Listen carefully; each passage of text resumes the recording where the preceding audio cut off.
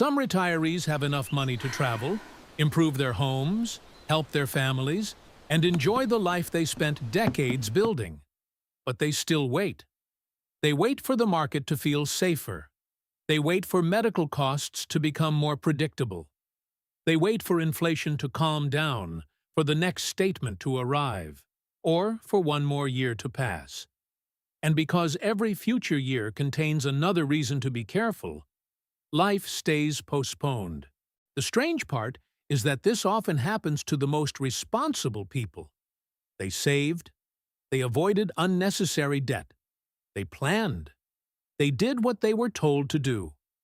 But the discipline that made retirement possible can become the very thing that prevents them from living it. This is not a story about reckless spending. It is about what happens when financial caution keeps running long after it has completed its original job. Elaine is 67. She has a reliable retirement income, a healthy emergency fund, and a home that is almost fully paid off. For years, she has talked about taking a long trip to the Pacific Northwest. Nothing extravagant. A comfortable hotel, a few scenic train rides, and enough time to visit places she has saved in a folder on her laptop. She can afford it. At least, every calculation says she can. But each time she gets close to booking, a new concern appears. What if the roof needs repairs? What if the market drops? What if she needs more money for health care later? What if she lives much longer than expected? None of these concerns are absurd. That is what makes the pattern so difficult to see. The trip is not canceled. It is simply moved to later. Later feels responsible. Later feels safe. Later allows her to avoid the discomfort of watching money leave an account that took decades to build. But later has been on the calendar for 4 years. The problem is no longer whether Elaine has enough money for the trip. The problem is that spending still feels like danger. For most of adult life, money moves in a familiar direction. You work, earn, save, and accumulate. Even when progress is slow, the emotional logic is clear. More money means more safety. Retirement reverses that direction. The paycheck may stop. Savings may begin to decline. A withdrawal that is completely reasonable on paper can feel emotionally wrong because it looks like moving backward. This is especially difficult for people who built their identity around being careful. They were the person who always planned ahead. The person who did not waste money. The person who prepared for emergencies.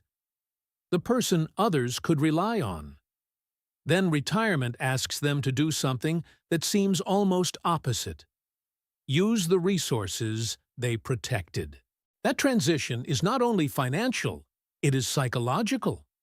A retirement plan can show that a certain level of spending is sustainable. It cannot automatically remove the fear attached to spending. A spreadsheet can estimate probabilities. It cannot give emotional permission. So some retirees continue following the rules that help them accumulate, even though the purpose of the money has changed. They still compare every purchase to the satisfaction of leaving the money untouched. And untouched money almost always feels safer. There is also a powerful difference between earning and withdrawing. When you are working, a mistake can feel recoverable. You may earn more next month. You may delay another purchase. You may adjust. In retirement, every expense can feel permanent. The mind starts treating each dollar as if it can leave only once and never be replaced. A dinner out is no longer just a dinner. A vacation is no longer just a vacation. It becomes a visible reduction in a finite supply. This creates a strange emotional distortion. A retired person may have more money than ever before, yet feel less free to use it. The account balance is larger, but the sense of replenishment is gone. And once the brain begins to focus on what cannot be replaced, even modest spending can feel like loss.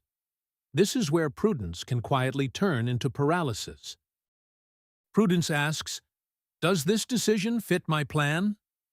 Fear asks, Can I guarantee that nothing bad will happen afterward? Those questions sound similar, but they lead to very different lives. A real plan accepts uncertainty. It creates buffers, considers risks, and still allows decisions. Fear demands certainty before action, but retirement can never provide complete certainty. No one can know exactly how long they will live, what markets will do, how health may change, or which expenses will appear. So when certainty becomes the requirement, the safe moment never arrives. The target keeps moving. First, you say you will relax when you retire. Then you say you will relax when the market recovers. Then when the house is fully paid off. Then after the next medical appointment. Then after you understand your spending for one more year. Each delay sounds reasonable by itself. Together, they can consume the healthiest and most flexible years of retirement. Money can be preserved. Time cannot. That does not mean every dream must happen immediately. It means time needs to be included in the risk calculation. A trip postponed for 1 year may still happen. A trip postponed for 10 years may meet a different body, different energy, different family circumstances, or no opportunity at all. The same is true for visiting friends, learning something new, moving closer to family, improving a home, or simply creating a more comfortable daily life. The invisible cost is not only the experience you miss, it is the shrinking window in which that experience is easy, enjoyable, and available. Many careful retirees think almost exclusively about the risk of spending too much. Far fewer think about the risk of waiting too long. One risk is visible on a statement. The other appears quietly in missed invitations, unused rooms, unopened travel folders, and years that feel strangely similar. This is why having enough money does not always create the feeling of enough. Enough is not only a number, it is also a psychological threshold. And for some people, that threshold moves every time they approach it. If they reach one savings goal, the mind creates another. If one major uncertainty disappears, a new one takes its place. The goal is no longer security. The goal becomes the elimination of all vulnerability. But no amount of money can provide that. Money can reduce risk. It cannot remove mortality, uncertainty, or change. When people expect money to eliminate every uncomfortable possibility, they may spend their entire retirement protecting themselves from a life that can never be made perfectly safe. There is another layer that is harder to admit. Some retirees feel guilty enjoying money when their children may need help, when healthcare costs are rising, or when the world feels unstable. They may believe that using money for themselves is selfish, even if they spent decades earning it responsibly. Others feel a quiet obligation to leave as much as possible behind. There is nothing wrong with helping family or leaving an inheritance. Those can be deeply meaningful choices. The problem begins when those goals are never clearly defined. Without a clear definition, leave something behind can slowly become use almost nothing. And the retiree may end up financing everyone's future while barely participating in their own present. A balanced retirement is not a choice between spending everything and spending nothing. It is a decision to give money more than one job. Some money protects the essentials.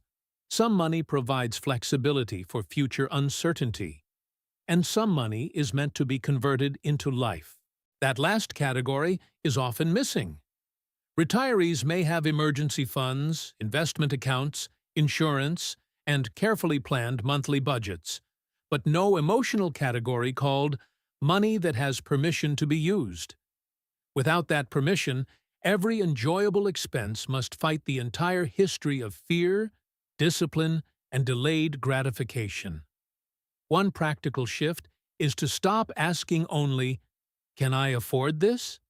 That question is important, but incomplete. Also ask, "What is this money for?" If the answer is always future safety, the future becomes an endless claim on the present. A healthier plan defines enough protection, enough flexibility, and enough room to live. This may mean setting aside a specific annual amount for travel, comfort, generosity, hobbies, or shared experiences. Not because you must spend it, but because the money has already been assigned a purpose. That changes the emotional meaning of the expense. You are no longer taking money away from security. You are using one part of the plan exactly as intended. For someone who has spent decades being cautious, the first step should not be dramatic. It could be one weekend away, a more comfortable chair, a visit to a friend, a small home improvement that makes daily life easier, a class you have postponed, a regular meal with people you care about. The goal is not to prove that spending is good. The goal is to learn that responsible spending does not automatically destroy safety. Small, reversible decisions can help the nervous system catch up with the financial reality. And before postponing something again, ask one honest question. What am I delaying because it is truly unsafe? And what am I delaying because spending still feels wrong? That question does not tell you what to buy. It helps you identify whether the obstacle is financial or emotional. Sometimes the answer will be that waiting is wise. Sometimes the numbers really do need review. Sometimes a large expense should be discussed with a spouse, family member, or qualified financial professional. But sometimes the answer will be uncomfortable in a different way. You are not waiting for more safety. You are waiting to become a person who no longer feels afraid to use what you built. That person may not arrive automatically. Permission may need to be practiced. Retirement security is not only the ability to keep your money. It is the ability to use some of it without losing your peace. That is the deeper purpose of a good financial plan. Not just to make sure you survive the future, but to give you choices inside it. Money can protect your home, cover your needs, and soften uncertainty. But it can also create time, comfort, connection, movement, and memory. If it is only allowed to protect, it is doing half its job. The tragedy is not that careful retirees fail to spend enough. It is that some of them keep waiting for life to feel completely risk-free before they allow themselves to participate in it. And by the time they realize that complete safety was never available, some of the easiest years to enjoy may already be gone. You do not need to abandon caution. You do not need to spend impulsively. You do not need to prove anything through expensive experiences. You only need to recognize that preserving life and living it are not opposing goals. The money was built to support the life. The life was not built merely to protect the money. Elaine may still worry when she books the trip. The account balance may still make her uncomfortable for a moment. But courage in retirement does not mean feeling no fear. It means making a thoughtful decision without demanding that fear disappear first. So think about the thing you have been moving to later. See? Not the fantasy purchase, not the reckless decision, the reasonable experience, comfort, conversation, or change that fits your plan but keeps getting delayed. Maybe the question is no longer whether you have enough. Maybe the question is whether you are ready to let enough be enough. If that is the shift you need, write, "I'm ready to stop postponing," in the comments. And if this helped you see retirement differently, subscribe to Invisible Money Habits. You'll find a few additional resources in the description if you'd like to go a little deeper.